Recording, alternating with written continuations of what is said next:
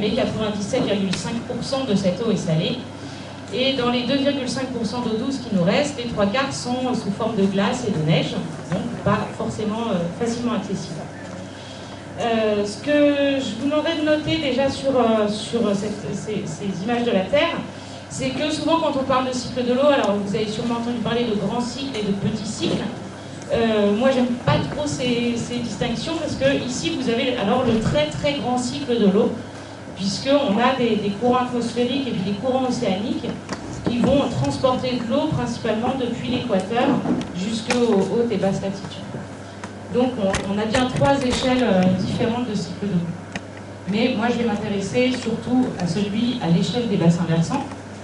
Alors je vous présente ici le schéma réalisé par l'Agence géologique américaine qui a beaucoup d'avantages. Non seulement il est très très complet, il a été refait très récemment, et si ils ont dû le refaire, c'est parce qu'aujourd'hui les activités humaines consomment énormément d'eau et qu'on ne peut plus étudier le cycle de l'eau sans prendre en compte les activités humaines. Donc j'ai déjà parlé d'une notion qui s'appelle les bassins versants. C'est des endroits qui sont définis par la topographie, par le relief. Et alors c'est dommage, on ne voit pas très très bien. Mais donc vous avez des lignes de crête ou des lignes de partage des eaux. Et donc si une goutte pleut de ce côté, elle va rejoindre le système de rivière ici et éventuellement arriver à la mer. Et si elle tombe juste de l'autre côté, elle tombe dans l'autre bassin versant. Pour décrire le cycle de l'eau, en général on parle de l'océan, donc on a énormément d'évaporation au niveau de l'océan. La plupart repleut directement dedans, mais on en a heureusement une partie qui arrive sur nos continents. Et donc quand une goutte d'eau arrive sur le continent, elle a 3 possibilités, si on peut dire. Soit elle va ruisseler, rejoindre une rivière et arriver jusqu'à la mer, soit elle va être évapotranspirée, soit elle va s'infiltrer et rejoindre les nappes souterraines. Donc on va avoir ces 3 processus les uns après les autres. Donc avant tout le ruissellement, quand une goutte arrive et si elle ruisselle à la surface, donc elle est contrainte par donc ce que j'ai appelé les bassins versants. Et ici j'ai mis une carte du bassin versant de la Charente. Donc tout ce qui tombe à l'intérieur de cette limite ici va finir à l'exutoire. Et donc en chaque point d'un bassin versant, on peut définir des sous-bassins. Et ici, vous avez donc le sous-bassin versant de Lhomme-Couture, où on est actuellement. Voilà, j'ai mis une carte plus détaillée, je l'avais oublié. Et donc, c'est marrant cette particularité qu'il y a en Charente d'appeler les bassins versants par 2 noms de cours d'eau. Normalement, je l'aurais plutôt appelé le bassin de l'Aune, mais voilà, c'est assez rigolo ici. L'argent-or, le Sonsonnet, c'est des choses qui me perturbe un petit peu, mais du coup, on a bien l'Aume et puis son principal affluent, la Couture. Et on parlera aussi dans cette présentation du gouffre des Loges. Donc, cette eau qui ruisselle, elle rejoint les cours d'eau, et pour quantifier ce qui se passe dans les cours d'eau, on utilise des débitmètres ou des limnimètres. Alors ça, c'est des échelles qui mesurent la hauteur d'eau, et donc les débitmètres, ils mesurent le débit. Et il y a 3 débitmètres dans le bassin versant. Alors ici, il y a 4 points. Là, j'ai fait un zoom, puisqu'ils sont très très regroupés dans le bassin versant. On n'a pas de données en amont. Le 4e ici est inactif. Il a été utilisé 2 ans, et puis après il est tombé en désuétude et personne ne s'en est occupé. Donc il nous reste ces 3 débitmètres sur l'Aume, sur la Couture, et un où dans la base de données c'est pas trop sûr où est-ce qu'il est. Est-ce qu'il est sur un ruisseau de Chillé ou est-ce qu'il est sur le Saint-Sulpice? Mais en tout cas, avec ces 3 débitmètres, il nous manque quelques affluents, mais si on fait la somme de ces 3 débitmètres, on obtient à peu près le débit au niveau d'Aigle. Donc ce que je vous présente ici, c'est ce qu'on appelle une chronique, et je vais vous en présenter pas mal. Donc une chronique, c'est quand on a une valeur et qui s'étale dans le temps, qui fait une série temporelle. Donc ici, c'est la chronique du débit. Donc il y a 4 courbes sur ce graphique, c'est les 3 courbes de chaque débitmètre, mais surtout, donc la plus foncée, c'est les débits cumulés. Je fais la somme des 3 des 3 débits pour avoir une approximation, encore une fois, du débit final de l'eau. Ce qui est très flagrant, donc vous l'avez, ça je commence avec des évidences un petit peu, c'est le cycle annuel de ces rivières. C'est des rivières qui ont un régime typiquement pluvial, donc on a des pics de débit en hiver ou à l'automne, et puis ensuite les débits diminuent et puis on atteint une saison qu'on appelle l'étiage avec les débits minimums. Ces cycles annuels, ils sont très variables, on le voit bien cette année, hein, il pleut énormément, les rivières débordent, et donc on peut avoir des années où on a très très peu de débit, des années de sécheresse, qui sont suivies d'une période d'étiage qui est très très longue de plusieurs mois. Et puis donc on a des années où on peut avoir vraiment des rivières à sec, et des années où on peut avoir de l'eau qui s'écoule quand même en été. C'est pour ça que j'ai pris des anciennes années, c'était pour en trouver une où on a encore du débit dans la rivière. Et donc justement, quand on arrive dans ces toutes petites valeurs de débit, le débitmètre ne marche plus très très bien. Et on a du mal à caractériser quand on a des tout petits écoulements, ou est-ce qu'on a encore des flaques au fond du lit, ou est-ce que le lit de la rivière est encore à sec. Et pour ça, on a un autre réseau d'observation. Donc sur la carte ici, il y a 4 points marrons qui sont apparus. C'est ce qu'on appelle des stations ondes. Alors concrètement, il n'y a rien de particulier, c'est juste des endroits où il y a des techniciens de l'OFB qui vont observer tous les mois, entre avril et septembre, s'il y a un écoulement satisfaisant, si vraiment ça s'écoule, si ça s'écoule faiblement, s'il y a des flaques au fond du lit mais qu'il n'y a pas d'écoulement dans ce lit, ou bien si le fond du lit est complètement à sec. Et donc là, c'est codé par couleur. J'ai repris exactement les couleurs du site internet. Et les points que vous voyez ici, les 2 lignes de points sont les 2 stations ondes qu'on a sur l'eau.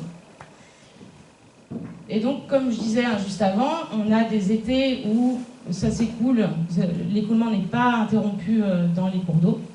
Et puis, on a des étés où on a des assecs très sévères de plusieurs mois, avec vraiment des lits de rivières qui sont complètement à sec. Donc, ces stations ondes, elles viennent très bien compléter les débitmètres pour ces périodes d'étiage, ces périodes de tout petit débit.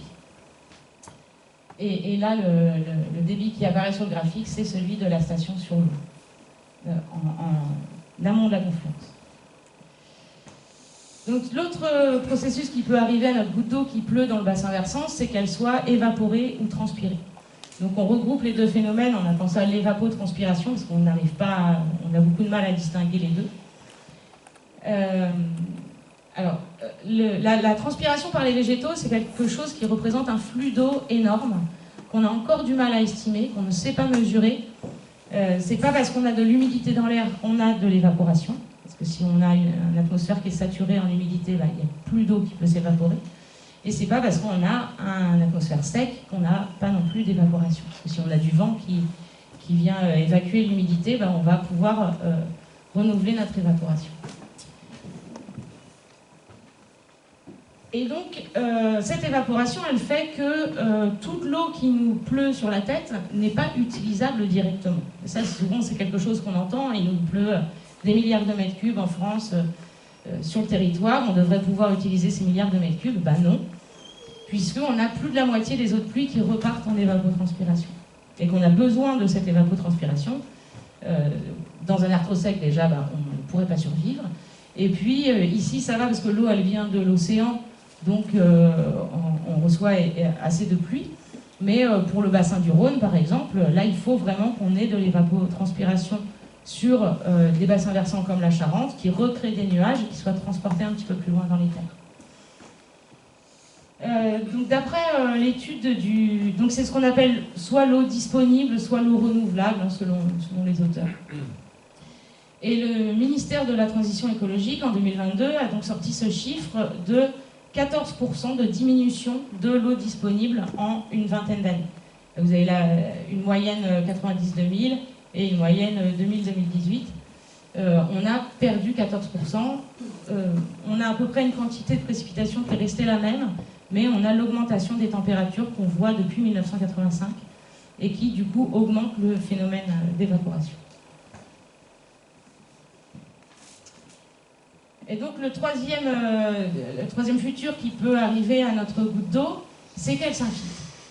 Pour ça, pour qu'elle arrive à rejoindre la nappe souterraine, il faut qu'elle ait saturé le sol. Il faut que l'eau déjà puisse rentrer dans le sol, et il faut que notre colonne de sol, c'est une colonne, soit complètement saturée en eau pour qu'enfin l'eau puisse, la gravité puisse gagner et que l'eau aille rejoindre la nappe d'eau souterraine. Et donc dans cette couche de sol, on a une compétition en permanence entre les phénomènes d'évapotranspiration et la pluie qui arrive. Et donc l'eau, quand elle arrive, là vous voyez qu'on a des couches de roches superposées, et on a ici en gris des couches de roches imperméables, et puis des couches de roches perméables ici, qu'on appelle les aquifères. Donc les aquifères, c'est le réservoir, c'est le contenant, c'est une couche de roches poreuse et perméable. Poreuse, ça veut dire qu'elle a des trous, et perméable, ça veut dire que les trous communiquent entre eux. Donc là j'ai mis une photo assez caricaturale d'un aquifère. On est au nord de Niort, dans ce qu'on appelle l'infratoarcien. Alors ici, il est à plusieurs centaines de mètres sous nos pieds. Et donc il n'est pas exploité puisqu'il est beaucoup trop profond, très peu exploité. Et donc là, notre spéléologue, il est dans un très gros pore, un très gros trou de plusieurs mètres de diamètre. Mais on a une grande variabilité de la taille des pores. Et donc dans le mur ici de cette cavité, on va avoir des fissures, des petites porosités qui peuvent être inférieures à 1 mm de diamètre. Et donc évidemment, on va contenir beaucoup plus d'eau dans la cavité où est le spéléologue que dans le mur de la cavité. Et puis on a une variabilité de la perméabilité, donc de la connexion entre les pores. Là, notre spéléologue, il y est arrivé par une rivière souterraine, donc évidemment, l'eau, elle circule beaucoup plus vite dans la rivière souterraine qu'entre les pores à l'intérieur de notre mur ici. Et donc ça, c'est ce qu'on appelle un aquifère karstique. Malheureusement, ici, on n'a pas vraiment un aquifère karstique. On a l'aquifère qui s'appelle du Jurassique supérieur, qui ressemble plutôt à ça. Donc là, on est sur des falaises vers La Rochelle, mais on a exactement le même type de roche ici. On a des bancs calcaires qui sont assez massifs et qui, normalement, ne peuvent pas contenir beaucoup d'eau. Mais dans les premiers mètres, ces calcaires, ils sont altérés, ils sont fracturés, fissurés, et donc ça va pouvoir servir d'aquifère. On est vraiment sur cette épaisseur où ces calcaires peuvent être aquifères, on est sur 20-30 mètres grand maximum. Et du coup, vous voyez bien que dans ces petites fissures ici ou dans cette grande cavité, quand notre niveau d'eau varie, ça ne représente pas du tout le même volume de variation. Et ça, c'est très compliqué de réussir à estimer le volume qui peut être contenu dans les aquifères. Donc l'aquifère, c'est le contenant, et le contenu, c'est la nappe. Ah oui, je vais revenir juste un peu en avant. Le spéléologue, ici, il est dans l'aquifère, mais il a probablement les pieds dans la nappe, mais on ne voit pas la nappe sur la photo. Donc la nappe, c'est vraiment le niveau, l'eau libre, l'eau qui peut s'écouler. Et on la surveille par ce qu'on appelle des piézomètres. Donc on a des forages. Vous pouvez imaginer qu'ici, on est creusé un forage. On met une sonde au fond et elle mesure la quantité d'eau qu'elle a au-dessus d'elle au cours de l'année. Dans le bassin de l'Homme-Couture, on a 4 piézomètres. Ici, on a Longré, Saint-Freigne, Villiers et Aigre. Donc, évidemment, une nouvelle chronique, et cette fois, on appelle ça des chroniques piézométriques. La valeur qu'on mesure, c'est une élévation, alors que c'est soit la profondeur, soit une élévation par rapport au niveau marin. Et donc, moi, je les affiche par rapport au niveau marin. On retrouve nos cycles annuels. Et on a donc une période de recharge des nappes qui n'arrive qu'au mois à l'automne et en hiver, parce qu'on a plus de précipitations. On a aussi des températures plus basses, donc moins d'évaporation, et puis on a toute la végétation qui est en dormance, donc on a beaucoup moins de transpiration. On arrive à une période maximum, qu'on va appeler la période de la crue, même si ça ne correspond pas toujours à une crue.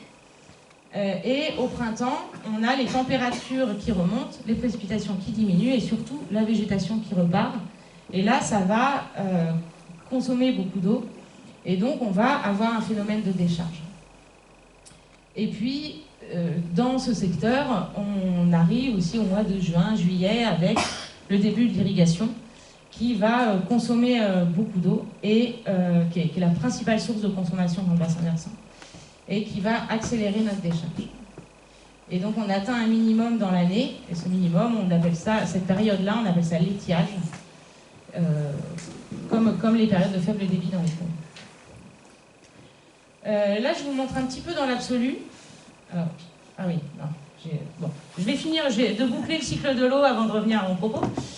Voilà, je vais partir après beaucoup sur la relation entre les nappes et les rivières, et du coup je voudrais boucler le cycle de l'eau avant d'enchaîner sur la suite. Donc l'eau qui ruisselle arrive jusqu'à la mer. Ce que j'ai oublié de dire, c'est que l'eau s'écoule aussi dans les aquifères, et elle s'écoule en suivant la pente de la nappe, et qui régulièrement suit aussi à peu près la topographie.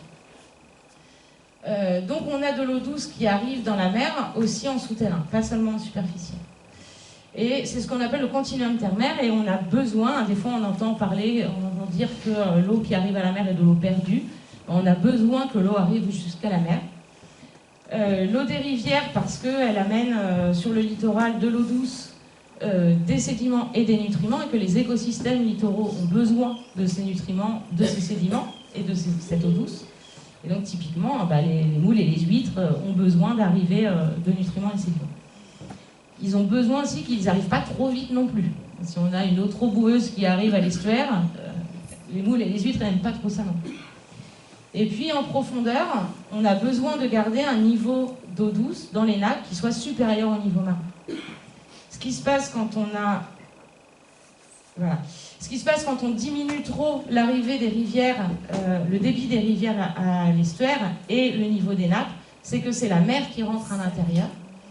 Et c'est arrivé dans la fin des années 90 sur la façade littorale atlantique, où les aquifères sont devenus saumâtres, sont devenus à moitié salés. On a commencé à arroser les cultures avec de l'eau salée, et elles n'ont pas trop aimé. Et puis, on a eu un problème au niveau de l'estuaire de la Loire, l'été 2022. Vous voyez qu'ici, on a un dégradé de bleu, et donc on a de l'eau très salée, de l'eau complètement douce, et puis entre les deux, on a un mélange de ces eaux. Et bien cette zone de mélange est remontée jusqu'à le point de captage, presque jusqu'au point de captage de la ville de Nantes. Et la ville de Nantes a failli être privée d'alimentation en eau potable pendant l'été 2022. Donc vraiment, c'est important de garder ce flux d'eau douce qui arrive vers la mer. Donc si je reprends mon piézomètre maintenant, donc là je vous le montre dans l'absolu, mais je trouve ça pas mal quand même. Cette ligne marron là, c'est la surface du sol. Et donc le piézomètre d'Aigre, il a beau être dans le lit de la rivière, et même en ce moment, je n'ai pas actualisé celui-ci ici, mais même en ce moment, au niveau du piézomètre, en tout cas, ça n'a pas débordé. Ça pourrait déborder encore plus que ce que ça déborde en ce moment. Donc on a une grande relation entre les nappes et les rivières, et ça c'est quelque chose qui, il y a 10-20 ans, n'était pas si évident, et aujourd'hui ça nous est devenu flagrant en regardant les données. Et c'est de ça dont je vais beaucoup parler par la suite. Quand vous avez ici, vous avez la surface de la nappe qui recoupe la topographie, et dans ces cas-là, on a la nappe qui alimente la rivière. On dit que la rivière draine la nappe, et c'est exactement ce qui se passe au niveau des sources, au niveau des résurgences. On a vraiment la surface de la nappe qui recoupe la topographie. Et puis à l'inverse, on a des périodes ou des endroits où la surface de la nappe est plus basse que le lit de la rivière. Et là, au contraire, c'est la rivière l'eau de la rivière qui va s'infiltrer, qui va venir alimenter la nappe. Et donc, je vous ai montré juste avant que l'élévation de la nappe, elle varie dans l'année. Et donc, typiquement, on a des périodes où, en début d'automne, d'hiver, par exemple, c'est les rivières qui vont recharger les nappes. L'écoulement dans les rivières, en fond de lit, l'eau va s'infiltrer pour aller rejoindre la nappe. Et puis, à l'inverse, en été, il pleut beaucoup moins, mais on a normalement toujours de l'eau qui coule dans nos rivières. Et ça, c'est parce que les rivières sont alors alimentées par les nappes.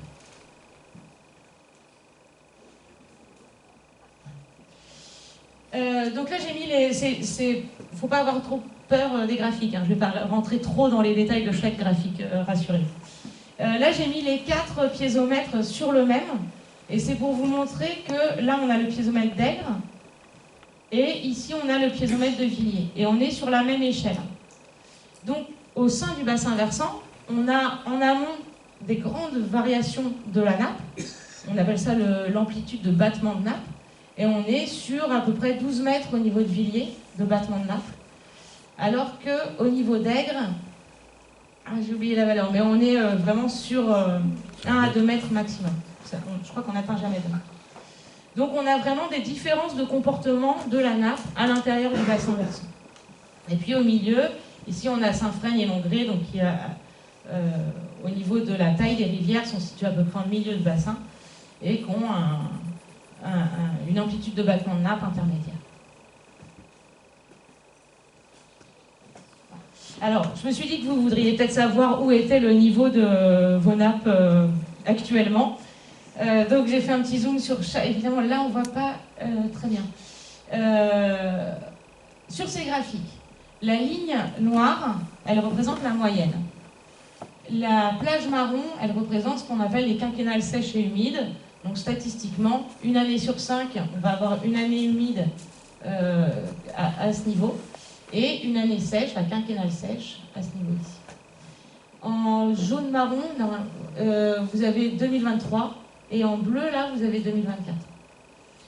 Donc ce qu'on voit, c'est que à Villiers, on a atteint le maximum. Là, la nappe, elle est saturée, elle est complètement rechargée. À Saint-Frègne, dans les 3 autres, on a atteint un record historique cette année.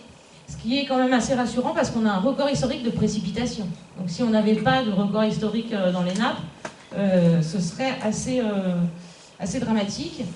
À l'inverse, je ne l'ai pas montré avant, mais à l'inverse, on n'a pas de record historique dans les débits. On n'est pas sur de la crue centenale non plus, même si ça déborde beaucoup en ce moment. Par rapport à tout ce qu'il a plu, on aurait pu avoir des crues beaucoup plus importantes. Mais comme les nappes étaient vides, il a bien fallu les recharger.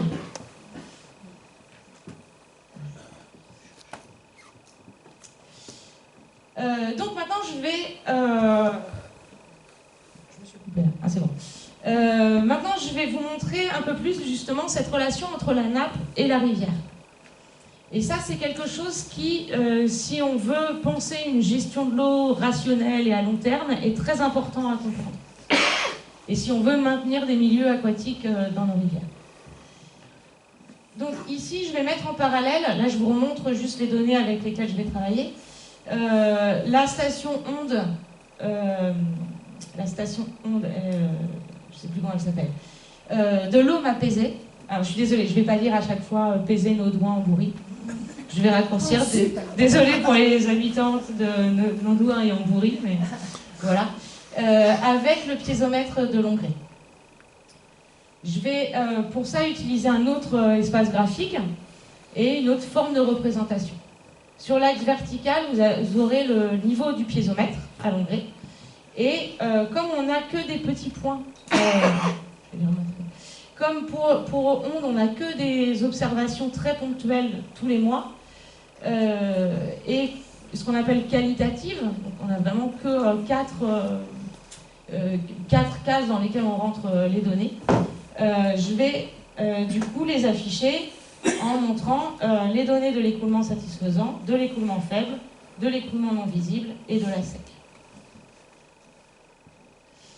Ces petites boîtes, c'est un autre mode de représentation. Ce qu'il faut comprendre, c'est que la ligne au milieu, ça représente la médiane. Au-dessus, vous avez 50% des observations et en dessous, vous avez 50% des observations. Et à l'intérieur de la boîte, vous avez 75% des observations, 50% pardon, des observations. Il en reste un quart au-dessus et un quart en dessous. Donc globalement, c'est une manière d'afficher les données qui me permet de dire, vous voyez qu'on a une décroissance en fonction du niveau du piézomètre. Donc ce qu'on peut dire ici, c'est que statistiquement, quand on se trouve vers 73 mètres, 74 mètres au piézomètre de Longré, on a toujours un écoulement dans l'Aume à ce niveau-là, au niveau de la station ici. Quand on a des valeurs plutôt entre 72 et 73 mètres, enfin 72,5 on va dire, on est plutôt dans un écoulement faible.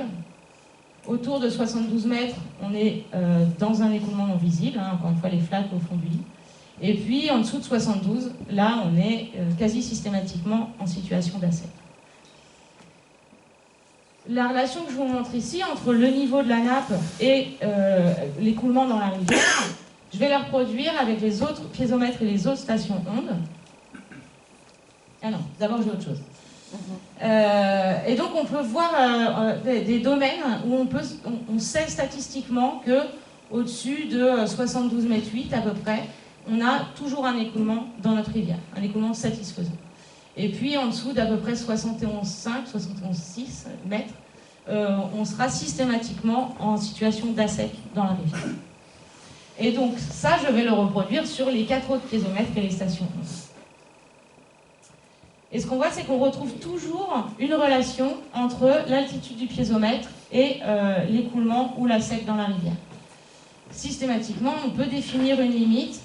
Là, c'est le piézomètre de Longré, mais avec la station onde un petit peu en aval.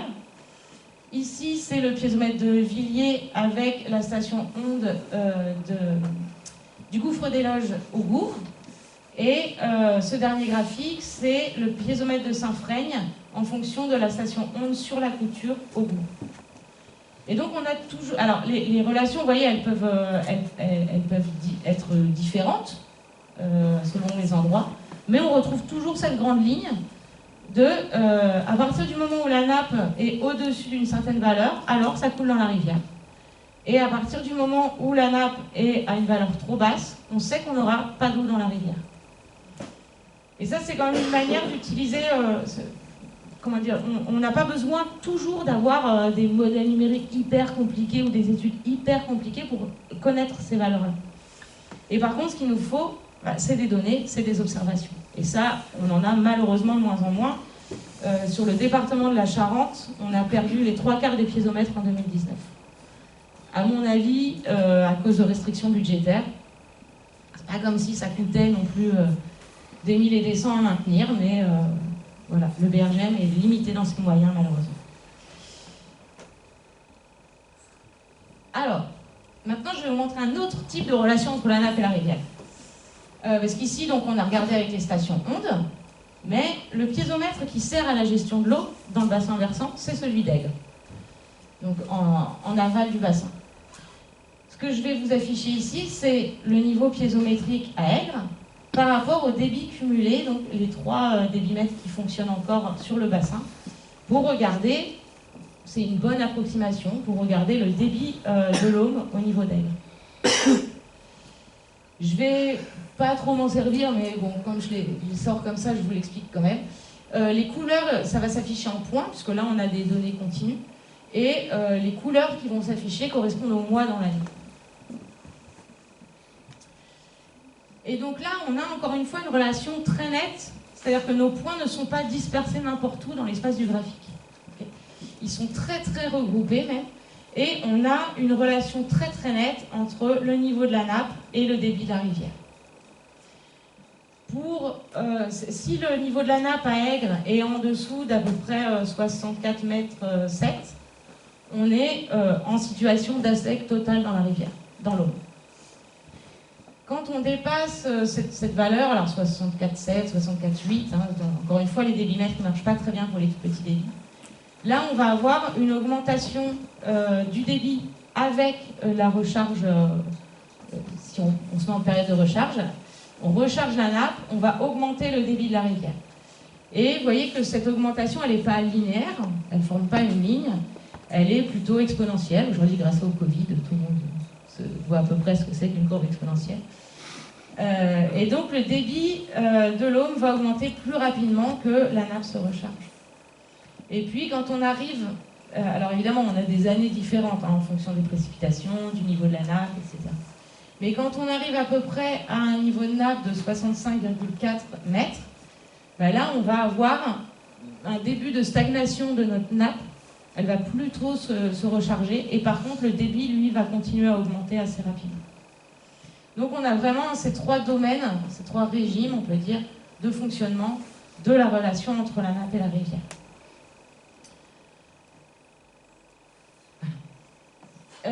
Sur le bassin versant, donc c'est ce piézomètre qui sert aux restrictions d'eau. Et là, je vous ai mis la valeur officielle de coupure à partir de laquelle arrivent les restrictions, à partir de laquelle vous n'avez plus le droit de laver votre voiture, d'arroser votre potager, et où une grande partie des cultures n'ont plus le droit d'être irriguées, sauf les cultures dérogatoires. C'est assez flagrant sur ce graphique que le seuil de coupure, il arrive quand les rivières sont déjà à sec. Alors que normalement, on a une directive cadre européenne de 2000 qui nous oblige à maintenir nos rivières en eau l'été. Et puis on a la loi sur l'eau et les milieux aquatiques de 2006 qui essaye de rattraper la directive du cadre européenne et qui dit aussi qu'il faut garder un débit à l'étiage dans nos cours d'eau. Or, voilà, le seuil de coupure, il ne permet pas de garder de l'eau dans les rivières. Alors j'aimerais bien savoir si quelqu'un a l'explication, comment la valeur de ce seuil a été fixée, puisque personnellement, je n'y vois pas de logique. Et donc, je propose, alors j'ai une proposition de nouveaux recours pour la PAPA ou pour Charente Nature, voilà. Je propose qu'on remonte ce seuil de coupure de 50 cm, et ce qui nous permettrait, enfin de 50 cm minimum, il faudrait connaître les débits biologiques. Moi, je n'ai pas encore trouvé d'études sur les débits biologiques de l'eau. Mais en le remontant donc, de 50 cm, on voit qu'on maintiendrait presque tous les ans, en tout cas, un écoulement dans la rivière. Je n'ai pas voulu le mettre plus haut, parce qu'après, je me suis dit qu'on allait me traiter d'intégriste écolo. Et puis, quand même, de toute façon, faut bien continuer à pomper dans les nappes, même pour l'eau potable, pour maintenir une agriculture, etc. Ah oui, j'en ai fini un petit peu avec les graphiques. On va y revenir un petit peu après. J'en ai fini pour l'instant avec les graphiques, et quand même, on va parler des mégabassines. Alors je vais refaire, j'espère que tout le monde ici est à peu près calé sur les mégabassines, mais au cas où, je vais refaire une petite explication. Et je vais passer pour ça par la phase comment ça se fait un chantier de bassine. Donc ici, on est sur le chantier de Sainte-Soline, au début de la construction de la bassine. On est sur 16 hectares là. Et sur ces 16 hectares, on commence par décaper la terre végétale. On la met un petit peu de côté. Ensuite, on creuse dans l'aquifère. On évacue une partie de l'aquifère pour faire un relief. Et puis pour construire ces digues autour, donc on est à peu près sur 10 mètres de profondeur de la bassine à l'intérieur. On recouvre ces digues de la terre végétale. Ah. Et moi, en tant que géologue, parce qu'avant d'être hydrologue, j'étais plutôt géologue, c'est la chose qui me marque le plus, comment on éradique de la carte des hectares de terre agricole. Alors que on a, en plus de problèmes de pénurie d'eau, on a un gros problème d'érosion des sols. Et il est vraiment primordial qu'on préserve nos sols. Et là, ce que je vous montre ici, c'est l'intérieur d'une bassine à Vivonne. Elle a été construite dans les années 2000. Et à sa première mise en eau, alors là on est sur de l'aquifère karstique, et à sa première mise en eau, il y a une grosse fissure qui s'est ouverte sous le poids de l'eau.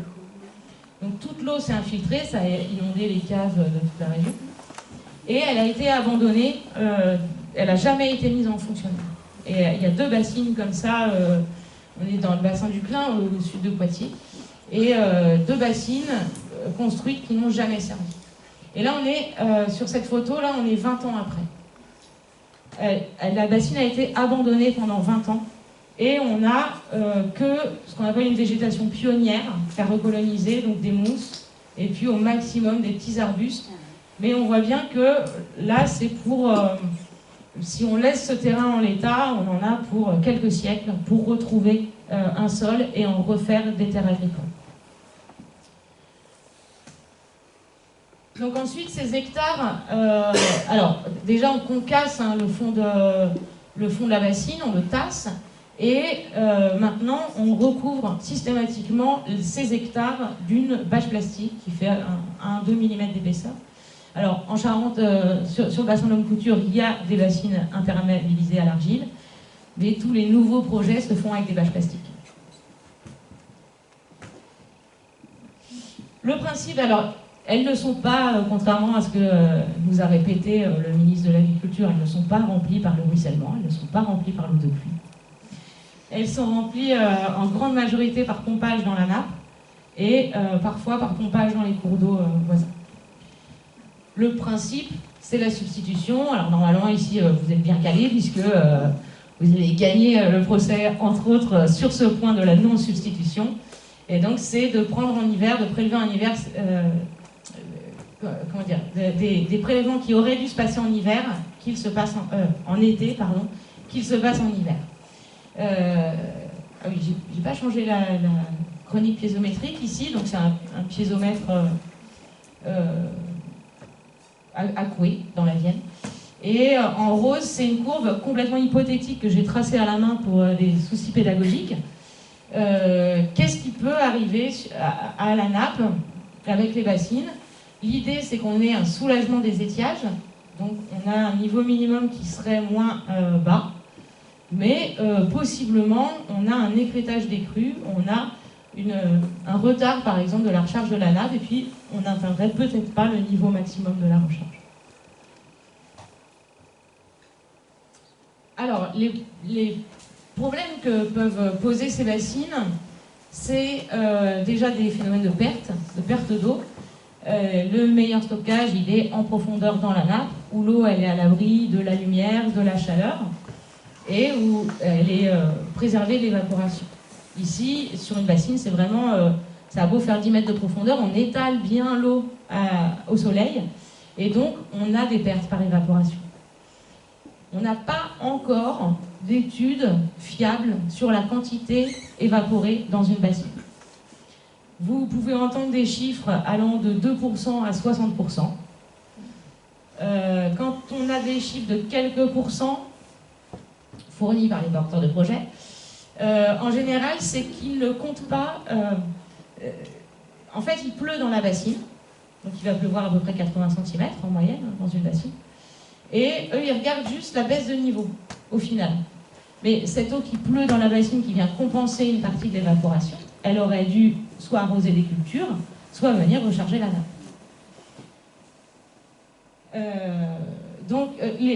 Alors, après, les valeurs qui montent jusqu'à 60%, moi, je n'afficherai pas une telle estimation. Je pense que sinon, on le verrait vraiment beaucoup, mais entre au moins du 10 à 20% selon des premiers calculs, on serait dans ces environs-là. Sachant qu'avec le réchauffement climatique, comme on risque d'avoir des problèmes d'approvisionnement en eau, perdre 10 à 20% de centaines de milliers de mètres cubes, c'est quand même pareil. En évaporant, on a un risque de concentrer les polluants, évidemment. L'eau des nappes, malheureusement, est polluée sur l'entièreté de notre territoire. Donc, on va concentrer la nouvelle star, par exemple, le chlorothalonil. On va le rendre encore plus concentré dans ces bassines. Et puis, comme on l'a vu, ah oui, tout le monde n'était pas là avant. Un risque, et quand je dis un risque, c'est que ça ait déjà été observé. Hein. Ce n'est pas un potentiel risque qui pourrait arriver. C'est que dans certaines bassines, certains étés, on voit des développements algaires. Donc on a l'eau qui devient complètement verte, comme ça, on appelle ça l'eutrophisation. C'est un phénomène qui arrive de plus en plus dans les cours d'eau et les plans d'eau naturels. Et qu'on a vu il y a 2 ou 3 ans, c'était vraiment assez critique. L'ensemble des cours d'eau étaient recouverts de ces algues. Et ces algues, elles vont consommer l'oxygène et elles asphyxient le milieu pour les poissons, typiquement. Donc ça, je dirais, la prolifération d'algues, c'est le moins pire qui puisse se passer. Le pire qui puisse se passer et qui est déjà arrivé dans des bassines en Vendée, c'est des proliférations de cyanobactéries, donc des bactéries qui développent des toxines mortelles. Normalement, on n'a plus le droit de se servir d'une eau intoxiquée aux cyanobactéries sur du maraîchage, par exemple. Et puis, il y a eu des développements de légionnelles dans ces bassines. Donc, encore une fois, on est sur un risque mortel. Donc on a une perte de la qualité de l'eau très très importante. Il n'existe aucune solution efficace et rentable pour l'instant. Et ça, je le tiens d'un rapport commandé par la CACG, donc l'entreprise qui réalise la plupart des bassines, qui se pose beaucoup la question parce que ces algues et ces bactéries, elles créent une matière gluante qu'on appelle le biofilm et qui vient se mettre dans les pompes et dans les tuyaux, et donc ça les embête beaucoup parce que ça réduit le débit. Et donc les seules solutions qui fonctionnent sont des solutions qui sont trop coûteuses et donc pas applicables. Et puis on peut aussi se poser la question des microplastiques. Ici la plus vieille bassine, elle a maintenant 25-26 ans. Un plastique qui est exposé à de l'évaporation et au soleil pendant plusieurs mois, il se désagrège et on a forcément des microplastiques qui viennent contaminer notre eau. Donc en homme couture précisément, pour l'instant il y a 14 bassines et donc on a, là j'ai retracé la chronologie, une bassine privée avant 97. Donc bassine, c'est quand on est dans la dizaine de milliers de mètres cubes. Entre 10 000 et 99 000 mètres cubes, on appelle ça une bassine. On a 8 méga-bassines privées qui arrivent entre 98 et 2001. Donc là, on est sur plus de 100 000 mètres cubes. Mais quand même moins d'1 million, qui sont les prochains projets en Puy-de-Dôme. On sera sur de la giga-bassine. On a une méga-bassine qui arrive en 2003, qui est la première en NASA. Et puis les 4 dernières qui arrivent entre 2009 et 2012. Il y a une chose qui est assez flagrante, je trouve, personnellement je travaille sur les bassins de la Vendée et sur le marais de Poitevin. Ici on a quand même un fonctionnement qui est très opaque. On n'a pas accès aux dates de remplissage, à la vitesse à laquelle elles se remplissent. On a très peu d'informations sur les forages. Il y a des indicateurs qui ne fonctionnent pas, alors qu'au moins, dans le marais Poitevin et la Vendée, on a un super site internet où on a toutes les données. Ici, on n'a rien. Alors, quel résultat pour ces bassines? Parce que, voilà, moi je travaille quotidiennement sur le sujet, donc c'est quelque chose qui est... Là, je vous présente une étape de travail. C'est pas un travail abouti, c'est un travail en cours de réalisation. Donc, est-ce que ça fonctionne? On nous dit, mais si, depuis qu'il y a les bassines en homme couture, tout va bien. Depuis qu'il y a les bassines sur le son sonnet, la bassine, tout va bien. Alors, on va regarder en homme couture ce que ça donne. Donc, les petites taches rouges, là, ce sont les bassines. Ici, j'ai retracé une chronologie du volume bassinable, j'appelais ça, je ne savais pas trop comment l'appeler. Ouais. Depuis 97 à aujourd'hui, avec donc les tranches de fabrication des bassines. Alors, sur les nappes, sur le niveau des nappes phréatiques, on devrait voir une amélioration des niveaux minimums. Alors bon, Villiers, le piézomètre de Villiers, il n'a pas de bassine en amont. On comprend qu'on ne voit rien. Saint-Freigne, on ne voit rien non plus. Longré, on voit une amélioration vers 97-98, mais en fait, c'est pas corrélé avec les bassines. Là, ça doit plutôt être des diminutions de volume autorisé. Et rappelez-vous, je vous ai dit, fin des années 90, on commence à comprendre le problème des incursions marines dans les aquifères, et un peu partout sur le littoral, on diminue les volumes privés. Et Aigre, on va faire un petit zoom dessus, parce que par rapport aux autres, on ne voit rien. Donc, comme Longré, fin des années 90, on descend à des niveaux de nappe très bas, on est sur des volumes prélevés très importants. Ensuite, donc on a les toutes premières bassines qui arrivent. Alors oui, on a une amélioration du niveau, mais bon, encore une fois, cette amélioration, elle commence avant l'arrivée des bassines, dans un contexte où, a priori, on diminue les volumes. Et ensuite, donc certes, on ne redescend jamais en dessous d'un certain niveau, mais c'est là où arrive la gestion collective. C'est là où arrive ce seuil de coupure réglementaire dont j'ai parlé avant. Donc après, effectivement, on ne descend plus, ou, sauf année exceptionnelle de sécheresse, mais on ne descend plus normalement sous ce seuil de coupure réglementaire. On pourrait voir une amélioration sur les années un peu après 2010 jusqu'à 2020, mais on voit bien que ces dernières années, en fait, on revient au niveau minimum d'avant. Donc si c'était mécaniquement l'effet des bassines qui fonctionnait, on n'aurait pas ce retour à l'état initial. Et puis sur les cours d'eau, parce que dans l'état des lieux et diagnostic du PTGE, qui est sorti en 2017, je crois, vous voyez qu'ici, pendant 2-3 ans, là on est encore avec nos stations ondes, c'est tout bleu, ou presque, donc les cours d'eau se sont mis à recouler et à être en bon état. Donc, le PTB Charente, on a profité pour dire les bassines, ça fonctionne. Depuis, nos cours d'eau coulent à nouveau en été. Oui, sauf que dans les années qui suivent, on a énormément de points rouges, jaunes et oranges, et donc on a encore des rivières qui ont des assecs de plusieurs mois chaque été. Donc, au vu des données disponibles, personnellement, je ne trouve pas que les bassines permettent de retrouver le bon état des masses d'eau et permettraient de respecter enfin la directive cadre européenne ou la loi LEMA. Et en fait, le problème, c'est que justement, les bassines, avec leur principe de substitution, elles permettent de maintenir les mêmes volumes qu'on prélève tous les ans. Or, le bassin de L'Homme-Couture, il est classé en zone de répartition des eaux depuis 1995.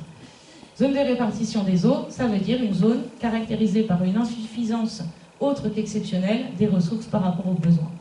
On ne va pas rentrer dans le débat philosophique de qu'est-ce qu'un besoin, mais en tout cas, ça fait 30 ans qu'on sait, dans ce bassin, qu'on prélève plus qu'on a d'eau disponible. Et ça fait 30 ans que, bon voilà, fin 90, on a diminué un petit peu les volumes, mais ça fait 30 ans qu'on ne fait rien. Alors qu'on sait qu'on est en déficit chronique, structurel. Et une chose frappante, ah oui, je n'ai pas expliqué la carte. En jaune, vous avez en jaune et en bleu, vous avez les zones de répartition des eaux. Ce qui est assez frappant, c'est que dans la région Nouvelle-Aquitaine, ça va, de l'eau, on en a en fait. On a des précipitations. Par rapport à la Provence, nous, on est beaucoup mieux lotis quand même. Et la Provence, qui est beaucoup plus sèche, elle n'est pas en zone de répartition des eaux. Parce qu'ils consomment beaucoup moins d'eau, en fait. Donc on est bien dans le bassin, on est bien sur une sécheresse qu'on appelle anthropique ou systémique. C'est pas parce qu'il ne pleut pas qu'on est en sécheresse, c'est parce qu'on consomme trop d'eau. Et sur cette carte-là, c'est l'occupation du territoire par l'agriculture. En jaune, vous avez les grandes cultures, et en violet, ici, ce sont les cultures permanentes. Donc, là, typiquement, c'est de la vigne. Et puis en vert, c'est les prairies, les pâturages. Et ce qu'on voit, c'est qu'on a une corrélation. Alors, corrélation n'est pas causalité, mais quand même, on a une corrélation quasiment parfaite entre les zones de grande culture et les zones en déficit hydrique structurel. Donc, au lieu d'amener un pansement sur un système qui est de toute façon qui n'est pas viable, qui n'est pas durable, il serait peut-être temps de s'attaquer à la source du problème. Et souvent, on entend dire que donc, les bassines, c'est une fuite en avant. Moi, je trouve que c'est un peu plus qu'une fuite en avant, en fait. C'est pas seulement un pansement sur un système qui est déjà malade. Je vais essayer de vous résumer un peu ce schéma. Hein.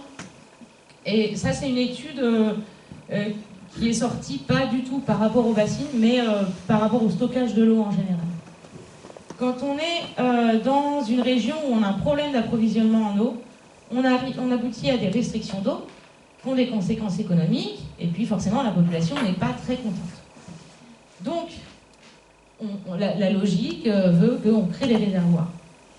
Et normalement, en créant des réservoirs, alors là on parle de barrages, de bassines, tout ce qu'on veut comme type de réservoir, on augmente la capacité d'approvisionnement en eau, on devrait diminuer nos restrictions. Mais ce qui arrive quasiment systématiquement dans ces cas-là, c'est que quand on augmente l'offre en eau, on augmente mécaniquement la demande. Et donc on repart dans les mêmes, dans un cercle vicieux qui fait qu'on consomme toujours de plus en plus d'eau. Alors, des solutions, nous en avons, bien sûr. Nous ne sommes pas anti-tout, contrairement à ce qu'on peut dire parfois, à ce qu'on peut entendre. Pendant des décennies, on a considéré le cycle de l'eau comme un ensemble de réservoirs avec des tuyaux. On avait le réservoir des précipitations, le réservoir des rivières, le réservoir des nappes. Et puis finalement, on se rend compte aujourd'hui que tout est lié, tout est connecté. Et on essaye plus de voir ça, non plus en termes de stock, mais en termes de flux. Et ce qui s'est passé dans les décennies depuis l'après-guerre, c'est qu'avec le remembrement, avec la disparition des haies, avec la rectification des cours d'eau, c'est-à-dire qu'on a fait passer des bulldozers, enfin des tractopelles, des pelleteuses dans les cours d'eau pour les rendre plus droits, plus profonds, que l'eau s'évacue le plus vite possible, on a accéléré énormément les écoulements dans les bassins versants. Et donc, pour revenir à ce que je disais tout à l'heure, l'eau qui part à la mer, elle n'est pas perdue. N'empêche qu'on a tellement accéléré qu'en fait, maintenant, l'eau, elle va trop vite à la mer. Et du coup, ce qu'il faut aujourd'hui, c'est ralentir les écoulements. Et pour ça, on a plusieurs solutions et là, je vais vous présenter évidemment les haies. Puisqu'en plus, moi, j'aime bien les haies parce que c'est un cercle vertueux. Avec une solution, vous résolvez plein de problèmes différents. Oui, une chose que je n'ai pas dit, c'est que... Ah bah oui, j'ai gardé les références de chez moi. Mais évidemment, dans le bassin versant, l'aménagement du territoire, c'est surtout l'agriculture. Enfin, l'occupation du territoire, c'est surtout l'agriculture. Et donc, quand vous avez un terrain qui est nu, quand il pleut, l'eau va ruisseler très vite. En plus, elle va emporter du sol avec elle. Elle va rejoindre très rapidement le cours d'eau. Si vous allez sur le site du SMABACAB, il vous explique très très bien que l'eau s'évacue trop vite et que donc, on n'a pas le temps de recharger les nappes, à part avec des saisons comme cette année. Et donc voilà, on perd notre eau très très vite. Si on replantait des haies, quand je dis replanter des haies, c'est pas 10-20 km, c'est vraiment replanter énormément de haies, perpendiculaires à la pente. On ralentit le ruissellement de l'eau sur la pente. Avec le système racinaire, on améliore la capacité d'infiltration. Le sol se sature plus vite. Ce système racinaire, en plus, en été, par capillarité, il fait remonter de l'humidité. Je ne dis pas que ça va inonder les champs, mais la terre, elle restera plus humide et on aura moins besoin d'arroser. Et puis, l'agriculture qui n'utilise pas d'irrigation aura aussi moins de problèmes de sécheresse. Ça amène, ça coupe aussi du vent, et on n'a pas parlé ici, mais dans l'érosion du sol, on a un gros problème d'érosion éolienne. Donc là, on resterait à l'abri du vent. Ça amène de la douceur en été, de la fraîcheur en été, de la douceur en hiver, et bien sûr, ça fait des habitats pour préserver la biodiversité. Voilà, donc souvent on entend dire que les bassines c'est une maladaptation au réchauffement climatique. Pour moi c'est une caricature de maladaptation, c'est vraiment pire que tout. Et donc il faut bien garder en tête que le cycle de l'eau c'est un système de flux permanent et entièrement connecté, qui est variable temporellement et spatialement. Que dans le bassin de Longcouture, la nappe superficielle elle est très très reliée aux rivières, qui soit la recharge, soit au contraire la draine, et c'est la nappe qui permet de maintenir la rivière en eau pendant l'été. Et que du coup, oui, je suggère de remonter ce seuil de coupure réglementaire. Ah, j'ai changé depuis, j'ai dit 50. Et que donc le bassin de la Charente, il est en déficit chronique, c'est pas qu'une question climatique. Le réchauffement climatique, on commence tout juste à en voir les conséquences. Donc il faut vraiment régler ce problème structurel avant d'avoir l'augmentation rapide des températures. Et donc pour ça, on a besoin de diminuer les prélèvements. Et que donc les méga-bassines, elles ne permettent pas un stockage sûr de l'eau, non seulement en termes de qualité, mais de quantité. Alors que les nappes et les zones humides, c'est le meilleur moyen de stocker l'eau. Qu'elles vont entraîner, enfin qu'elles entraînent déjà une augmentation des volumes prélevés, et qu'elles ne garantissent absolument pas un retour au bon état des masses d'eau. Et qu'en plus, elles ne sécurisent les récoltes que d'une toute petite proportion d'agriculteurs et d'agricultrices sur les bassins versants.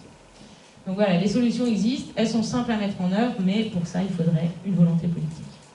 Je vous remercie.